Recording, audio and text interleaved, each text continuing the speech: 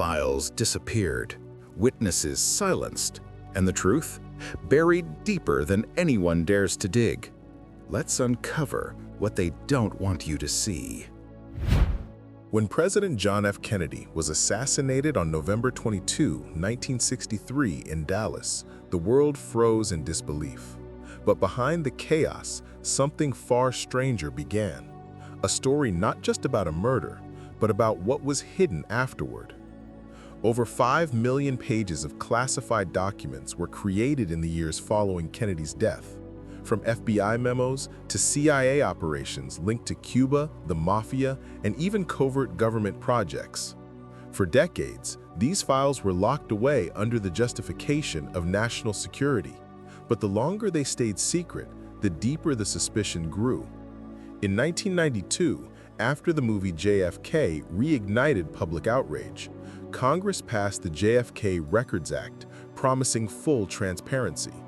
The act required that every remaining classified document be released by October 2017. Yet, when the deadline came, something unexpected happened. Thousands of pages were withheld again. The official reason? National security concerns. Researchers who have reviewed partial releases claim that some redacted pages refer to CIA operations that could reveal direct contact with Lee Harvey Oswald just months before the shooting.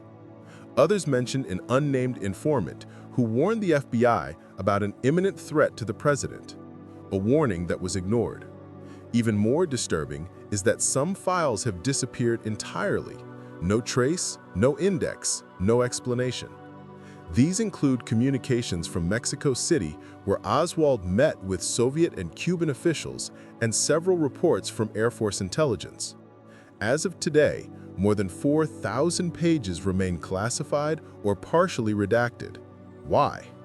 Some experts believe the truth isn't about a grand conspiracy, but about the U.S. government's fear of revealing the depth of its own failures or possible involvement.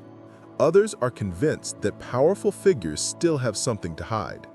What began as a tragic assassination has evolved into a symbol of how truth can be controlled, shaped, and buried. 60 years later, the official story still doesn't add up, and the missing pages may hold the real reason why. On August 10, 2019, billionaire financier Jeffrey Epstein was found dead in his cell at the Metropolitan Correctional Center in New York. The official cause? Suicide by hanging. But from the moment the news broke, few believed it. Epstein wasn't just another inmate.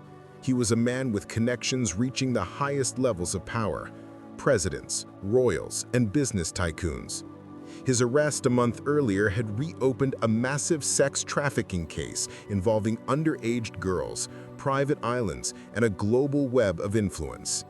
If he had talked, many powerful people could have fallen. That's why, to many, his death was far too convenient. According to the prison's own reports, 2 security cameras near Epstein's cell malfunctioned the night he died.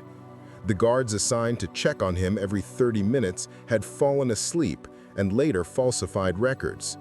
Even more suspicious, Epstein had been taken off suicide watch just days before, despite a prior incident in which he was found injured in his cell. The autopsy declared it a suicide, but Dr. Michael Baden, a renowned forensic pathologist who examined the body, noted multiple fractures in Epstein's neck, injuries more consistent with strangulation than hanging.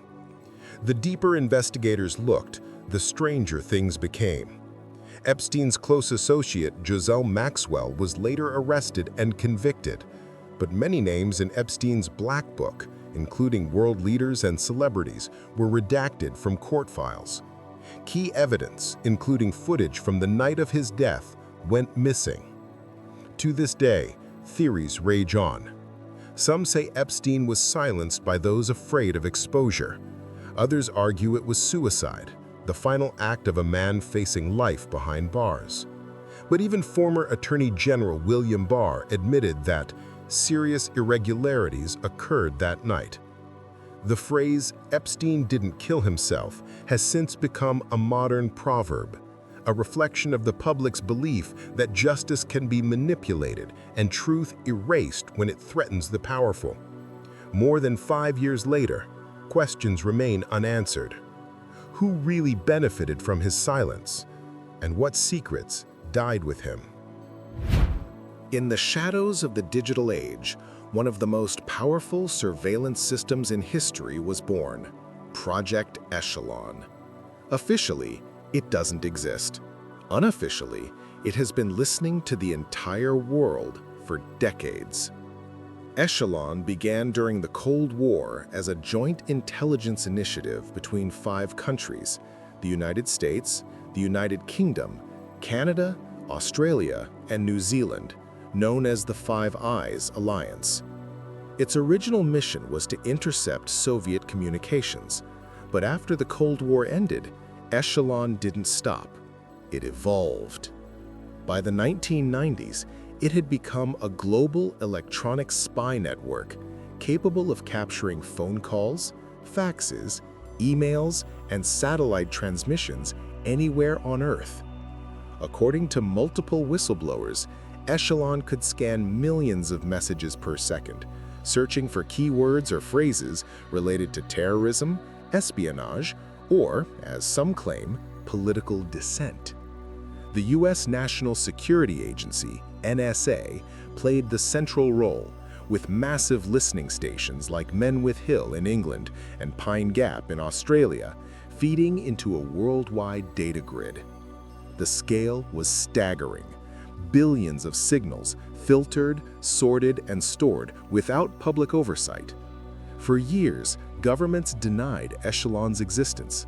But in 1999, a report from the European Parliament confirmed its operation, warning that the system could be used not just for security, but also for economic espionage and political manipulation. Then in 2013, Edward Snowden's revelations about the NSA's PRISM program reignited public debate. Many experts argued that PRISM was simply Echelon's modern successor, a digital evolution of global surveillance. To this day, the full capabilities of Echelon remain classified. The Five Eyes nations continue to cooperate on intelligence gathering, and their reach has only expanded with new technologies, from smartphones to social media. The terrifying part? You don't need to be a spy to be watched. Every email, call, or search you make could pass through the invisible filters of a system born decades ago, one that was never meant to stop. Maybe Echelon isn't just a relic of the Cold War. Maybe it's the foundation of the surveillance world we live in today. Few names stir as much fascination, fear, and mystery as the Illuminati. To some, they are nothing more than a conspiracy theory, a shadowy symbol used in pop culture. But to others, they represent a very real, hidden elite that has influenced world events for centuries. So where does the truth begin, and where does the myth take over? The story begins in 1776, not in America, but in Bavaria.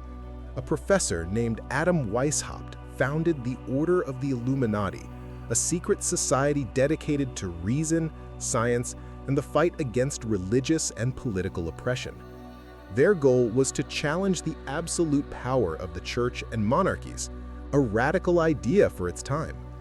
Within just a few years, the order spread across Europe, recruiting intellectuals, politicians, and nobles. But in 1785, Bavarian authorities outlawed the group, claiming it was plotting revolution. Officially, the Illuminati were disbanded. Unofficially, the legend had just begun. As revolutions swept through Europe and America, rumors spread that the Illuminati had gone underground, manipulating events behind the scenes, from the French Revolution to the founding of the United States.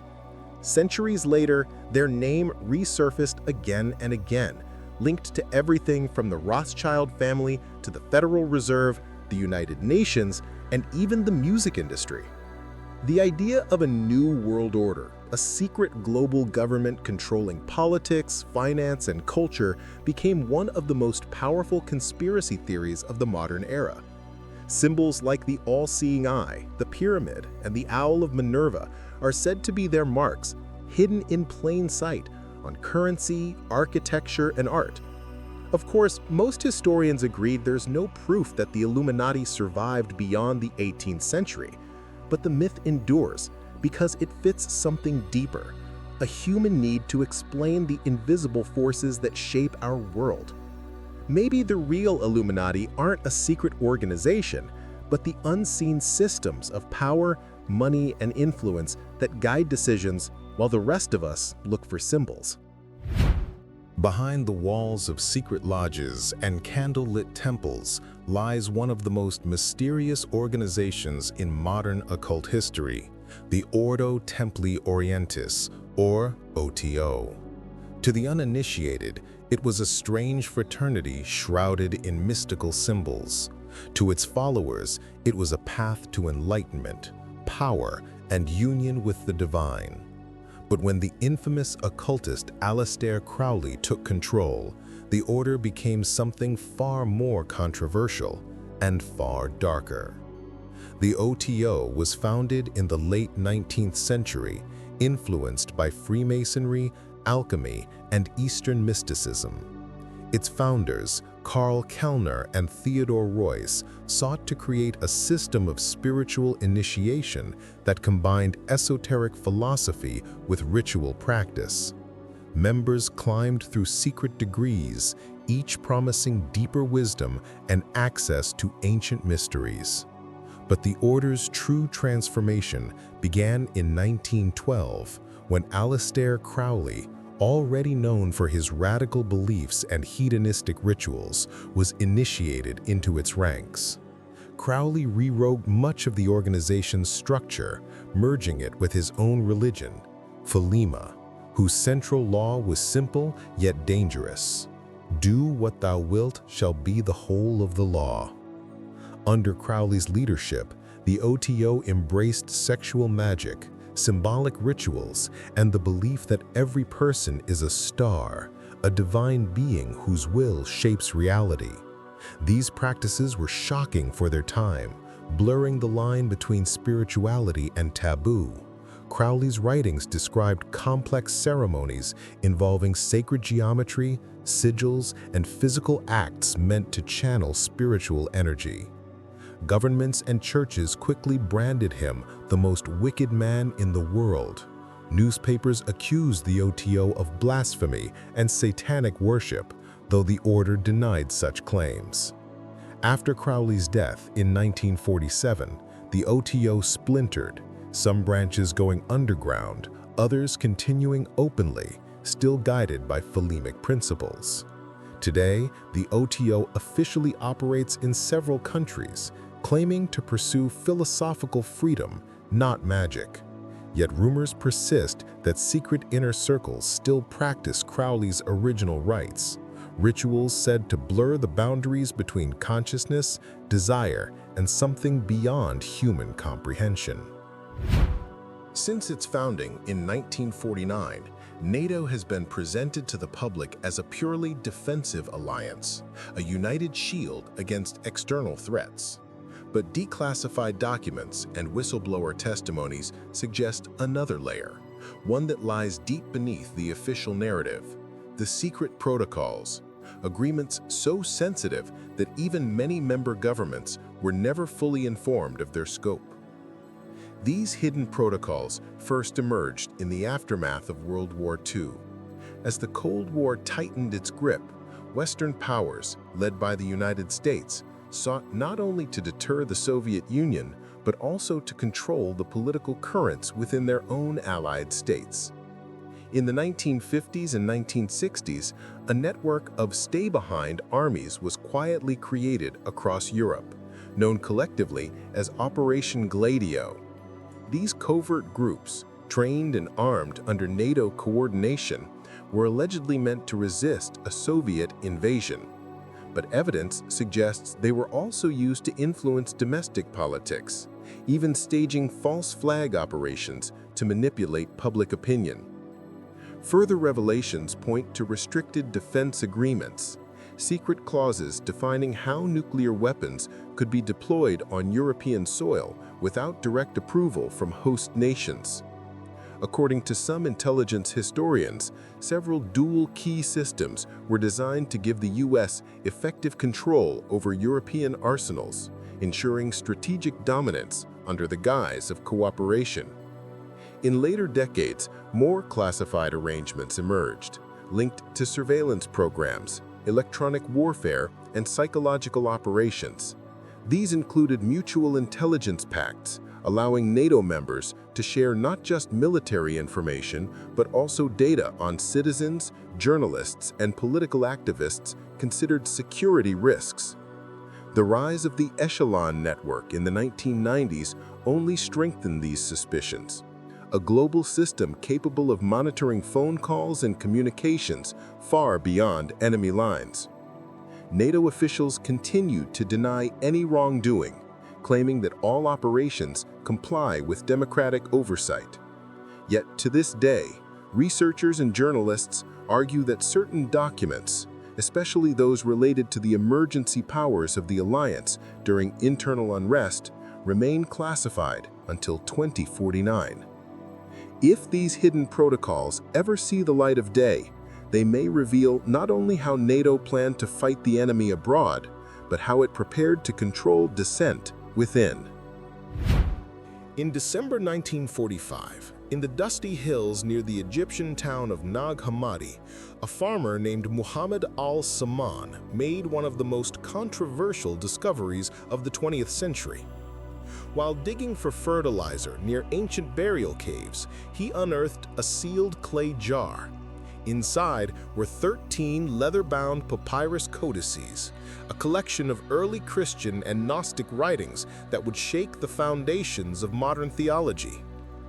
The texts, written in Coptic and dating back to the 3rd and 4th century CE, became known as the Nag Hammadi Library.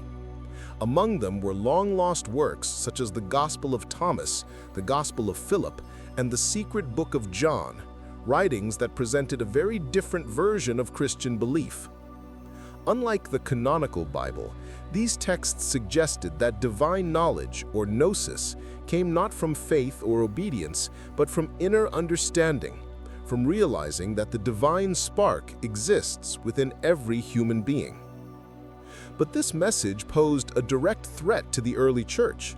For centuries, religious authorities had fought to suppress what they called heresy, alternative versions of Christianity that denied the need for institutional control. The Gnostics taught that the material world was a flawed creation, ruled by lesser divine beings called archons, and that salvation meant awakening from this illusion. According to scholars, the discovery of these texts revealed that early Christianity was far from unified. It was a spiritual battlefield filled with competing ideas about God, the universe, and human purpose. Some of these ideas bordered on what today might be called mystical philosophy or even proto-science, reflections on light, consciousness, and multidimensional reality. Soon after the discovery, many of the manuscripts mysteriously disappeared into private collections. Some pages were allegedly destroyed by locals who thought they contained curses. For years, access to the surviving codices was restricted, with translation efforts delayed and certain passages censored or omitted. Only in the late 20th century were they finally published in full, igniting debates among theologians and historians. Even today, some researchers believe that the Nag Hammadi texts were hidden on purpose, to protect their dangerous knowledge from the rising power of the Church. Whether you see them as spiritual wisdom or as forbidden heresy, one thing is clear: they preserve a vision of humanity where enlightenment comes not through fear, but through self-knowledge. In 2003, as American tanks rolled into Baghdad, they were not just chasing a dictator, they were hunting the largest financial ghost of the 20th century, the billions stolen by Saddam Hussein and vanished without a trace into the world's shadow banks. Baghdad, Iraq, 2003. The fall of Saddam Hussein's regime should have been a triumph, but instead it turned into one of the most massive financial mysteries in modern history. With the start of the invasion, it became clear that not just millions, but billions of dollars derived from oil, corruption, and secret deals had evaporated from the state treasury. This disappearance became a major headache for American intelligence and investigators who could find neither a paper trail nor the gold itself. Estimates suggested the dictator's personal fortune could have exceeded $40 billion, stashed away across the globe. The most stunning event was the mysterious disappearance of $1 billion in cash from the Central Bank of Iraq just hours before the bombing began. It was later established that this money, stacks of $100 bills, was personally removed by Qusay Hussein, the dictator's son, in 3 large trucks. Although a portion of this cash was later found bricked up inside the walls of one of the palaces, a large percentage of it was never recovered. This action revealed that the regime was not merely fleeing, but systematically looting the country, preparing for a long-term underground resistance. The search for the missing assets turned into a global treasure hunt. From Geneva to the Caribbean islands, investigators scoured secret bank accounts in offshore companies that had served as financial havens for the Hussein family for years. It was believed that vast sums were invested in dummy European and Asian corporations, as well as in gold and diamonds, to make them impossible to track through international financial systems. The missing money, according to the CIA, was intended to fund the resistance and terrorist groups loyal to the fallen regime. The fate of the majority of these billions remains a grim mystery. Did they become fuel for underground warfare and global terror, as intelligence agencies feared? Or do they still lie dormant in phantom accounts, ensuring the comfortable existence of dozens of collaborators scattered across the globe? The story of Saddam Hussein's vanished wealth is more than just a crime chronicle. It is an enduring symbol of shadowy financial power, demonstrating how colossal sums of money can dissolve into thin air, leaving behind only an endless trail of political chaos and unresolved questions. The deeper you dig, the darker it gets. These aren't just stories, they're fragments of truth hidden in plain sight. Subscribe for the next chapter, because the lies never end.